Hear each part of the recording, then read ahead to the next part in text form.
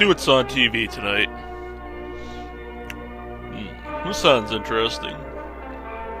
Bring the family in. We can learn something. Never be too careful around town.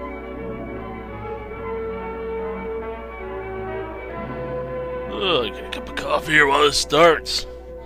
Educational programming for the night.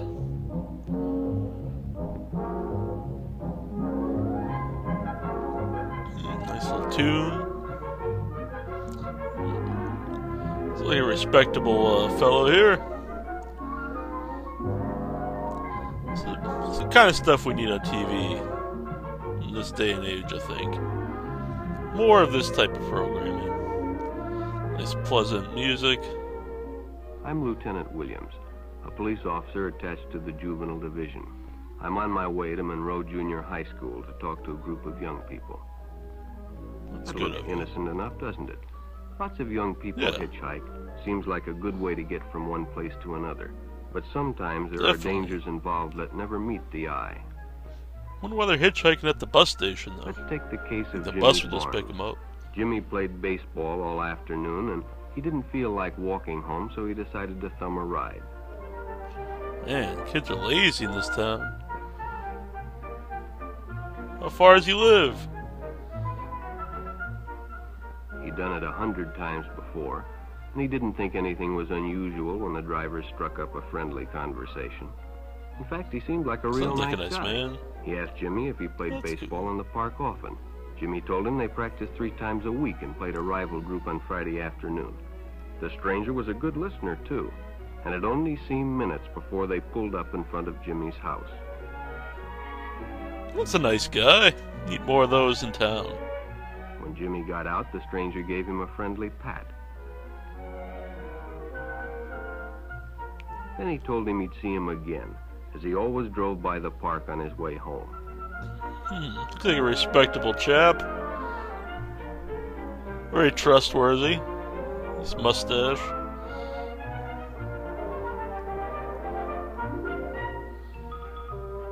No more hitchhiking for Jimmy. Sure enough, the following day, when Jimmy finished playing ball, well, the man was there waiting. Man, this guy's a nice guy. Helping out the kids in the neighborhood.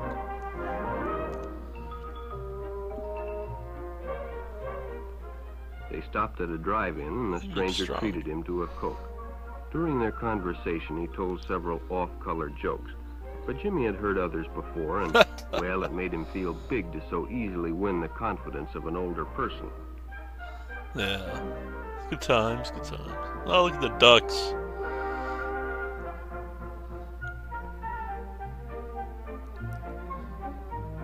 Jimmy's a lucky kid. Going fishing. The following Saturday, they went fishing together.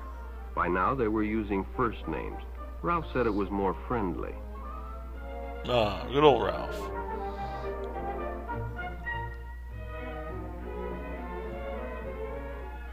Jimmy hadn't enjoyed himself so much in a long time. Man. Then during lunch, Ralph showed him some pornographic pictures. Jimmy knew he shouldn't be interested, but, well, he was curious. What Jimmy didn't Ralph, know what was the hell that you Ralph was doing? sick. A sickness that was not visible like smallpox, but Oh, no man, less this guy's got dangerous cancer. and contagious. A sickness of the mind. You see, Ralph was a homosexual, a person who demands an intimate relationship with members of their own sex. What? But by now, Jimmy felt a man. fondness for Ralph, and they continued to go places together. Ralph was generous that and doesn't took come Jimmy to many my interesting town. places and did many nice things for him. Wonder if there's a vaccine for that. He bought presents and even Damn gave him money. homosexuals. But payments were expected in return. You see, Jimmy what are you hadn't recognized doing? Ralph's approach soon enough. When Ralph first asked Jimmy to go fishing alone, he should have discussed it with his parents or teacher. That don't look like fishing, Jimmy. Finally, Jimmy Bad told news. his parents, and they reported it to the juvenile authorities. Ralph was arrested, and Jimmy was released on probation in the custody of his parents. What? What the hell did Jimmy But do? all Why is he on homosexuals are not probation? passive. some resort to violence, as in the case of Mike Merrick. Man, I just thought passive homos were bad enough. Competition.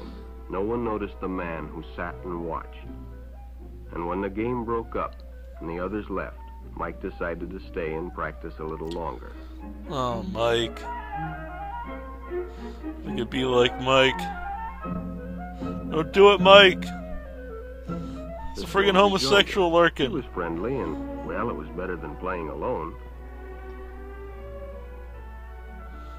Oh, Mike, never trusted. Why would a guy with a suit come play basketball? His time and suggested he better leave.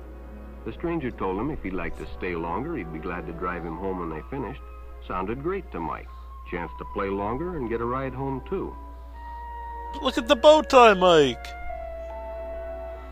Oh, it's a surefire sign of a homo.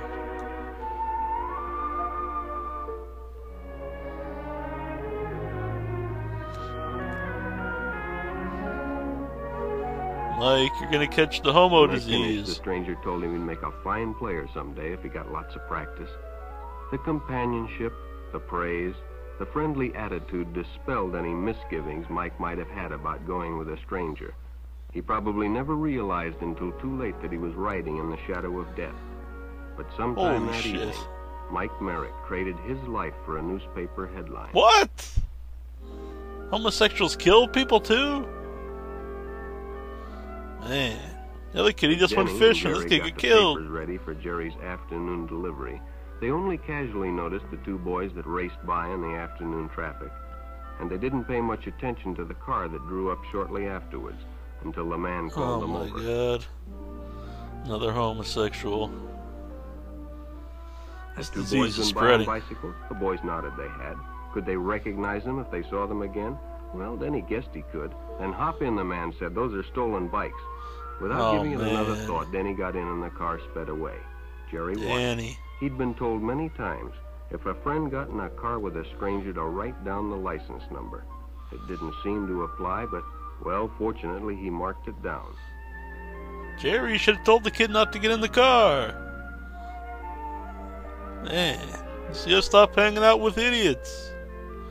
When he delivered a paper to Denny's house, he asked his mother if they'd caught the boys that had stolen the bicycles. Denny hadn't returned, so he told her the story and gave her the paper with the license number.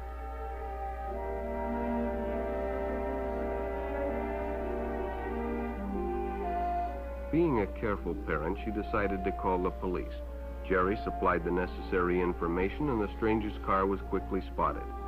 It was a good example of how important it is to always get the license number and description of any stranger who takes a young person off alone, no matter what they tell you. Never know when a homosexual's lurking around.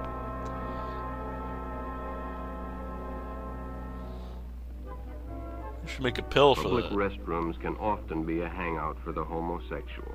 Bobby and his friends hadn't noticed the man who had been in the restroom when they changed, and as it was late, he suggested they take the shortcut under the pier, but the others preferred to take the more traveled way home. Man, you notice that guy watching and you're taking a leak in the bathroom? I don't know, dude. Think I'd see that guy to have second thoughts. He just screams homosexual. When Bobby recognized the stranger as the man in the restroom, the shortcut under the pier didn't seem like a good idea at all. No, man. I think he's one of the killer kinds, too, not one of the passive ones. After all, it's more fun to stay with your friends anyway. Bobby had made a wise decision. It may have saved his life. Good going, Bobby.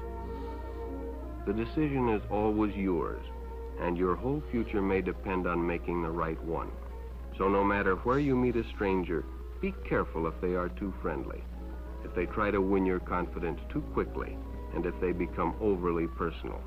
One never knows when the homosexual is about. He may appear normal, and it may be too late when you discover he is mentally ill. So keep with your group, and don't go off alone with strangers unless you have the permission of your parent or teacher. Goddamn homosexuals.